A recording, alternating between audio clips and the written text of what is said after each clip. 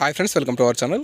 ఈ వీడియోలో ఎకానమీలోని పేదరికం అనే టాపిక్ నుండి కొన్ని ఇంపార్టెంట్ క్వశ్చన్స్ ఈ వీడియోలో డిస్కస్ చేద్దాం. సో కాబట్టి ఖచ్చితంగా వీడియోకి లైక్ చేసి ఖచ్చితంగా ఎండ్ వరకు చూడండి.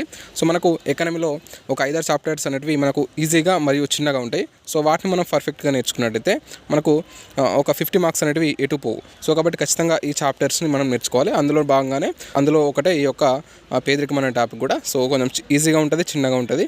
సో కాబట్టి ఖచ్చితంగా ఈ టాపిక్స్ని కనుక మనం పర్ఫెక్ట్గా నేర్చుకున్నట్టయితే ఆ యొక్క 50 మార్క్స్ అనేవి ఎటు పోవు. సో అందులో భాగంగానే మనం ఈ యొక్క టాపిక్ గురించి ఈరోజు నేర్చుకుందాం. సో మీరు ఇప్పటికే ఈ టాపిక్ని ప్రిపేర్ అయ్యి ఉంటారు. సో వాటికి సంబంధించి మనకు ఇక్కడ ఈ బిట్స్ అనేవి మీకు కొంచెం రివిజన్ లాగా ఉపయోగపడతాయి. సో కాబట్టి ఖచ్చితంగా వీడియోకి లైక్ చేయండి. సో ఇక్కడ లేట్ చేయకుండా వీడియో స్టార్ట్ చేసుకుంటే ఇక్కడ చూడండి ఫస్ట్ క్వశ్చన్. సో ఇక్కడ మనకు క్రింది వాటిని జతపరచండి అని ఇచ్చాడు. క్రింది వాటిని జతపరచండి. జాబితా 1 ఇచ్చాడు, జాబితా 2 ఇచ్చాడు. సో ఈ క్వశ్చన్ ఏంటంటే మనకు ఈ పేదరికం సంబంధించి పేదరికం సంబంధించి నిర్వచనాలకు సంబంధించి ఇక్కడ ఒక పక్కన నిర్వచనం ఇచ్చింది ఎవరు మరియు ఒక పక్కన నిర్వచనాలు ఇచ్చాడు. సో వాటిని మనం జతపరచాల్సి ఉంటుంది. ఇక్కడ ఇచ్చినట్టయితే ఇక్కడ చూడండి, పేదరికం అనుభవించే వాడి బాధను గుడ్డివాడు సైతం చూడగలడు. పేదరికం అనుభవించే వాడి బాధను గుడ్డివాడు సైతం చూడగలడు అనే నిర్వచనం ఇచ్చింది ఎవరంటే మనకు అమర్త్య సేన్. ఓకేనా. ఆ తర్వాత చూసినట్టయితే పేదరికం అనే సముద్రంలో మనం ఒక దేవిలో సంతోషంగా జీవించలేము. పేదరికం అనే సముద్రంలో మనం ఒక దేవిలో సంతోషంగా జీవించలేము అని అన్నది ఎవరంటే ఎంఎస్ స్వామినాథన్. అదేవిధంగా కనీస జీవన ప్రమాణాన్ని కూడా పొందలేని స్థితియే పేదరికం. కనీస జీవన ప్రమాణాన్ని కూడా పొందలేని స్థితియే పేదరికం అన్నది ఎవరంటే ప్రపంచ బ్యాంక్ ఈ విధంగా నిర్వచించడం జరిగింది. ఆ తర్వాత చూసినట్టయితే ప్రజల కనీస అవసరాలతో పాటు స్వేచ్ఛ గౌరవం పొందలేని స్థితియే పేదరికం అని నిర్వచించింది ఎవరంటే మనకు యుఎన్ఓ, యునైటెడ్ నేషనల్ ఆర్గనైజేషన్, ఐక్యరాజ్య సమితి ఈ విధంగా నిర్వచించడం జరిగింది. ఇక్కడ మనకు చూసినట్టయితే మనకు A3 B1 అదేవిధంగా C4 D2 అనేది ఇక్కడ ఆన్సర్గా చెప్పుకోవచ్చు. సో మనకి ఇక్కడ A3 B1 C4 D2. So option C అనేది ఇక్కడ మనకు రైట్ ఆన్సర్గా చెప్పుకోవచ్చు. ఇక్కడ ఫస్ట్ క్వశ్చన్ సంబంధించి ఆన్సర్ ఆప్షన్ సి. ఇక్కడ మరొకసారి చూసినట్టయితే ఇక్కడ చూడండి, పేదరికం అనుభవించే వాడి బాధను గుడ్డివాడు సైతం చూడగలడు అన్నది అమర్త్య సేన్. ఆ తర్వాత పేదరికం అనే సముద్రంలో మనం ఒక దీవిలో సంతోషంగా జీవించలేం అని అన్నది ఎంఎస్ స్వామినాథన్. అదేవిధంగా కనీస జీవన ప్రమాణాన్ని కూడా పొందలేని స్థితినే పేదరికం అంటారని నిర్వచించింది ప్రపంచ బ్యాంక్. ఆ తర్వాత ప్రజల కనీస అవసరాలతో పాటు స్వేచ్ఛ గౌరవం పొందలేని స్థితినే పేదరికం అంటామని మనకు యుఎన్ఓ నిర్వచించడం జరిగింది. ఓకేనా. ఇక్కడ మనకు ఆన్సర్ అనేది ఆప్షన్ 3 అవుతుంది. సో నెక్స్ట్ క్వశ్చన్ చూసినట్టయితే ఇక్కడ చూడండి, పావర్టీ అనే పదం పాపర్ అనే గ్రీకు భాషా పదం నుండి వచ్చింది. పాపర్ అనగా బీడుభూమి లేదా పునరుత్పత్తి సామర్థ్యం లేని పశువు అని అర్థం. అదేవిధంగా ఇక్కడ కారణం ఇచ్చాడు. సో అదేంటో చూసినట్టయితే మానవ పేదరికం అనే నూతన భావనను ప్రవేశపెట్టినవారు యుఎన్ఓ. యుఎన్ఓ అని ఇచ్చాడు. సో ఇక్కడ మనం ఫస్ట్ ప్రతిపాదన చూసినట్టయితే పావర్టీ అనే పదం పాపర్ అనే గ్రీకు భాష పదం అన్నాడు. ఇది గ్రీకు భాష కాదు, లాటిన్. ఓకేనా, లాటిన్. సో లాటిన్ భాష పదం నుండి వచ్చింది పావర్టీ అనే పదం. పాపర్ అనే లాటిన్ భాష పదం నుంచి వచ్చింది. అయితే పాపర్ అనగా బీడుభూమి లేదా పునరుత్పత్తి సామర్థ్యం లేని పశువు అని అర్థం. ఇక్కడ ఇది మనకు ఇది రాంగ్ ఆన్సర్. సో మనకి ఇక్కడ గ్రీక్ అని ఇచ్చాడు కాబట్టి ఇక్కడ మనకు లాటిన్ అనేది ఇక్కడ రైట్ ఆన్సర్గా చెప్పుకోవచ్చు. ఆ తర్వాత కారణం మానవ పేదరికం అనే నూతన భావనను ప్రవేశపెట్టింది యుఎన్ఓ. ఇక్కడ మనకు రైట్ ఆన్సర్. సో కాబట్టి ఏమవుతుంది, A wrong answer R right. So A సరికానిది ఆర్ సరైనది. ఆప్షన్ డి అనేది ఇక్కడ మనకు రైట్ ఆన్సర్గా చెప్పుకోవచ్చు. ఓకేనా. సో నెక్స్ట్ క్వశ్చన్ చూసినట్టయితే ఇక్కడ చూడండి, ఎన్ఎస్ఎస్ఓ ఈ క్రింది వాటిలో సరైన అంశాలను గుర్తించండి. నేషనల్ శాంపిల్ సర్వే ఆఫీస్కి సంబంధించి అంశాలను ఇక్కడ గుర్తించమంటున్నాడు. సో అవేంటి ఇక్కడ చూసినట్టయితే ఇక్కడ చూడండి, ఇది 1950లో మహాన్ లోబిస్ సూచన మేరకు ఇది ఏర్పడింది అన్నాడు. ఎప్పుడు ఏర్పడింది? 1950లో మహాన్ లోబిస్ సూచన మేరకు ఏర్పడడం జరిగింది. ఇది మనకు రైట్ ఆన్సరే. దీని ప్రధాన కార్యాలయం వచ్చేసి ఢిల్లీలో ఉంది. అదేవిధంగా 2019 మే 23న ఈ సంస్థ సిఎస్ఓతో కలిసి ఎన్ఎస్ఓగా ఏర్పడింది అన్నాడు. ఇక్కడ మనకు సరిగ్గా గమనించండి, 2019 మే 23న ఈ సంస్థ ఏం చేసింది, సిఎస్ఓతో, సో సెంట్రల్ స్టాటిస్టికల్ ఆఫీస్తో కలిసి నేషనల్ స్టాటిస్టికల్ ఆఫీస్గా ఏర్పడడం జరిగింది. ఎన్ఎస్ఓగా ఏర్పడింది. సో ఇది మనకు రైట్ ఆన్సరే. ఆ తర్వాత చూసినట్లయితే ఎన్ఎస్ఓ అనగా నేషనల్ స్టాటిస్టికల్ ఆఫీస్ అన్నాడు. ఇది కూడా మనకు రైట్ ఆన్సర్. ఆ తర్వాత ఈ సంస్థ నిర్వహించే సర్వేను రౌండ్ అంటారు. ఏమంటారు? రౌండ్ అనడం జరుగుతుంది. ఇక్కడ మనకు ఎన్ఎస్ఎస్ఓకి సంబంధించి ఇన్ఫర్మేషన్ ఇది 1950లో మహాన్ లోబిస్ సూచన మేరకు ఏర్పడడం జరిగింది. దీని ప్రధాన కార్యాలయం వచ్చేసి ఢిల్లీలో ఉంది. 2019 మే 23న ఈ యొక్క ఎన్ఎస్ఓ సిఎస్ఓతో కలిసి ఎన్ఎస్ఓగా ఏర్పడడం జరిగింది. అయితే ఎప్పుడంటే ఇది 2019 మే 23న. ఎన్ఎస్ఓ అనగా ఏంటి? National statistical office. అయితే ఇక్కడ నెక్స్ట్ చూసినట్టయితే ఈ సంస్థ నిర్వహించే సర్వేని ఏమంటారు? రౌండ్ అంటారు. ఇక్కడ మనకు అన్ని కూడా రైట్ ఆన్సర్ కాబట్టి ఆప్షన్ ఏ అనేది ఇక్కడ రైట్ ఆన్సర్గా చెప్పుకోవచ్చు. 1 2 3 4 5. ఓకే, సో నెక్స్ట్ క్వశ్చన్ చూద్దాం. ఇక్కడ చూడండి, ప్రతిపాదన ఇచ్చాడు, కారణం ఇచ్చాడు. అదేంటో మనం చూసినట్టయితే ఇక్కడ చూడండి, కనీస అవసరాలు కూడా తీరని స్థితిని, కనీస వినియోగాన్ని కూడా పొందలేని స్థితిని సాపేక్ష పేదరికం అంటారు అని ఇచ్చాడు. అదేవిధంగా కారణం చూసినట్టయితే కనీస అవసరాలు తీరినప్పటికీ అధిక ఆదాయం ఉన్న వారితో తక్కువ ఆదాయం ఉన్న ప్రజలను పోల్చి చెప్పటనే రిలేటివ్ పావర్టీ అంటారు ఇచ్చాడు. సో ఇక్కడ రెండు కూడా ఒకటే, ఇది రిలేటివ్ పావర్టీ అని కూడా మనకు సాపేక్ష పేదరికమే.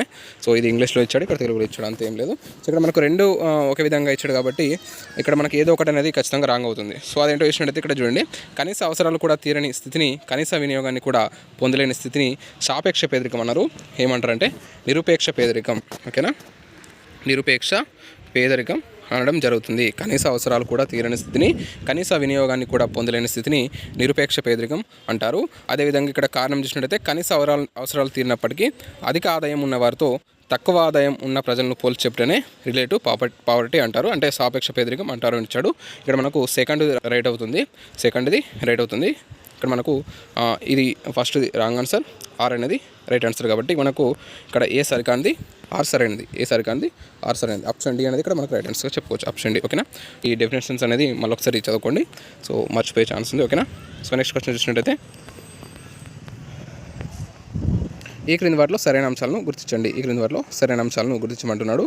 సో అదేంటో ఇక్కడ చూసినట్టయితే భారతదేశంలో 1990 దశాబ్దం నుంచి పేదరికం తీవ్రత తగ్గుముఖం పట్టినది అన్నాడు. 1990 నుంచి భారతదేశంలో పేదరిక తీవ్రత అనేది తగ్గుముఖం పట్టడం జరిగింది. ఇది మనకు రైట్ ఆన్సరే. ఆ తర్వాత చూసినట్టయితే అభివృద్ధి చెందిన దేశాలలో ఎక్కువగా కనిపించే నిరుపేక్ష నిరుద్యోగం అన్నాడు. ఇక్కడ మనకు ఇది రాంగ్ ఆన్సర్. ఇది రాంగ్ ఆన్సర్. ఎందుకంటే అభివృద్ధి చెందిన దేశాల్లో ఎక్కువగా కనిపించే నిరుద్యోగం ఏంటిది? సాపేక్ష పేదరికం. ఈ యొక్క నిరుపేక్ష పేదరికం అనేది అభివృద్ధి చెందుతున్న దేశాల్లో ఎక్కువగా కనిపించడం జరుగుతుంది. ఓకేనా, సో నెక్స్ట్ చూసినట్టయితే నిరుపేక్ష పేదరికంను HCR అంటే హెడ్ కౌంటర్ రేషియో పద్ధతిలో కొలవచ్చును అన్నాడు. ఇది మనకు రైట్ ఆన్సర్. మనకు నిరుపేక్ష పేదరికంను తలా లెక్కింపు పద్ధతిలో కొలవచ్చును, ఇది రైట్ ఆన్సర్. ఆ తర్వాత చూసినట్టయితే కనీస అవసరాలు కూడా తీరని స్థితిని నిరుపేక్ష పేదరికం అంటారు. కనీస అవసరాలు కూడా తీరని స్థితిని నిరుపేక్ష పేదరికం అంటారు. సో మనకి ఈ డెఫినేషన్ ఇంతకుముందుకు వచ్చింది. సో ఇది రైట్ ఆన్సర్. ఆ తర్వాత చూసినట్టయితే NSO తయారు చేసిన లెక్కించిన నివేదిక అధికారికంగా వెల్లడించేది కేంద్ర ప్రభుత్వం అన్నాడు. ఇక్కడ చూడండి, ఈ యొక్క NSO తయారు చేసిన లెక్కించిన నివేదిక అధికారికంగా వెల్లడించేది కేంద్ర ప్రభుత్వం అన్నాడు. ఇది మనకు రాంగ్ ఆన్సర్. సో ఎందుకంటే ఈ యొక్క NSO తయారు చేసిన ఈ యొక్క లెక్కించిన నివేదిక అధికారికంగా వెల్లడించేది ఏంటంటే నీతి ఆయోగ్ అనేది ఇక్కడ మనకు రైట్ ఆన్సర్గా చెప్పుకోవచ్చు. సో ఇక్కడ మనకు అధికారికంగా ప్రకటించేది నీతి ఆయోగ్. ఇక్కడ మనకు ఆన్సర్ ఏమవుతుంది? ఇక్కడ 5 కూడా తప్పే కాబట్టి ఆప్షన్ 1 అండ్ 5 తప్పు కాబట్టి, ఆప్షన్ 2 అండ్ 5 తప్పు కాబట్టి 1 3 4 మాత్రమే రైట్ ఆన్సర్. కాబట్టి ఇక్కడ చూసినట్టయితే ఇక్కడ చూడండి, ఆప్షన్ ఏ అనేది ఇక్కడ మనకు రైట్ ఆన్సర్ చెప్పుకోవచ్చు. 1 3 4. సో ఆప్షన్ ఏ అనేది ఇక్కడ మనకు right answer. Okay, so next చూసినట్టయితే ఇక్కడ చూడండి, ప్రతిపాదన ఇచ్చాడు, కారణం ఇచ్చాడు. సో అదేంటో చూసినట్టయితే సో USA, UK, ఫ్రాన్స్, జపాన్లలో కనిపించే పేదరికం సాపేక్ష పేదరికం అన్నాడు. ఆ తర్వాత కారణం చూసినట్టయితే సాపేక్ష పేదరికంను లారెంజ్ వక్రరేఖ ద్వారా కొలవచ్చును అన్నాడు. ఇక్కడ చూసినట్టయితే మనకు USA, UK, ఫ్రాన్స్, జపాన్ అంటే మనకు ఈ యొక్క దేశాల్లో కనిపించే పేదరికం సాపేక్ష పేదరికం అన్నాడు. అంటే మనకు ఇవి అభివృద్ధి చెందిన దేశాల కిందకి వస్తాయి కాబట్టి మనకు అభివృద్ధి చెందిన దేశాల్లో ఉండే పేదరికం ఏంటి? సాపేక్ష పేదరికం. సో ఇది మనకు రైట్ ఆన్సర్. ఆ తర్వాత చూసినట్టయితే దీనికి గల కారణం ఏమి ఇచ్చాడు చూసినట్టయితే సాపేక్ష పేదరికంను లారెంజ్ వక్రరేఖ ద్వారా కొలవచ్చును. లారెంజ్ వక్రరేఖ ద్వారా మనకి యొక్క సాపేక్ష పేదరికంను కొలవచ్చును అన్నాడు. ఇది కూడా మనకు రైట్ ఆన్సరే. సో మనకు ఈ యొక్క లారెంజ్ వక్రరేఖ అనేది దేన్ని సూచిస్తుందంటే ఆదాయ అసమానతలను సూచించడం జరుగుతుంది. లారెంజ్ వక్రరేఖ అనేది ఆదాయ అసమానతలను సూచించడం జరుగుతుంది. సో కాబట్టి మనకి ఇక్కడ ఇది ఏ కరెక్టే, ఆర్ కరెక్టే. సో కాకపోతే దీనికి కారణం అనేది ఇది కాదు. సో కాబట్టి ఏఆర్లు సరైనవి, ఏఆర్కు సరైనవి ఎవరైనా కాదనేది ఇక్కడ మనకు రైట్ ఆన్సర్గా చెప్పొచ్చు. ఆప్షన్ బి అనేది ఇక్కడ రైట్ ఆన్సర్, ఆప్షన్ బి. ఓకేనా, సో నెక్స్ట్ క్వశ్చన్ చూసినట్టయితే సేమ్ ఇక్కడ కూడా ప్రతిపాదన ఇచ్చాడు, కారణం ఇచ్చాడు. సో మనకు రాబోయే ఎగ్జామ్స్లో క్వశ్చన్స్ ఈ విధంగా వచ్చే ఛాన్స్ ఉంది, ప్రతిపాదన అని కారణం అని. సో రీసెంట్గా జరిగినటువంటి ఏపీఎస్సి గ్రూప్ 2లో కానీ గ్రూప్ 1లో కూడా మనకు ఈ విధంగానే క్వశ్చన్స్ అడిగాడు కాబట్టి ఇక్కడ మనకు కూడా ఈ విధంగానే క్వశ్చన్స్ వచ్చే ఛాన్స్ ఉంది. ఓకేనా. సో కాబట్టి ఇదే విధంగా మనం ప్రాక్టీస్ చేసినట్టయితే సో రిజల్ట్ అనేటివి మనకు అనుకూలంగా వచ్చే ఛాన్స్ ఉంది. ఓకేనా. సో ఇక్కడ చేసినట్టయితే ప్రతిపాదన ఒక వ్యక్తి జీవించడానికి కావాల్సిన కనీస జీవిత అవసరాలను నిర్ణయించి వాటిని పొందేందుకు చేయవలసిన కనీస వినియోగ వ్యయంను నిర్ధారిస్తారు. ఈ యొక్క కనీస వినియోగ వ్యయమే పావర్టీ లైన్ లేదా దారిద్ర్య రేఖ. అదేవిధంగా కారణం ఇచ్చినట్టయితే దారిద్ర్య రేఖను ఇండియాలో వినియోగ వ్యయం ఆధారంగా లెక్కిస్తారు. దారిద్ర్య రేఖను ఇండియాలో వినియోగ వ్యయం ఆధారంగా లెక్కిస్తారు అన్నాడు.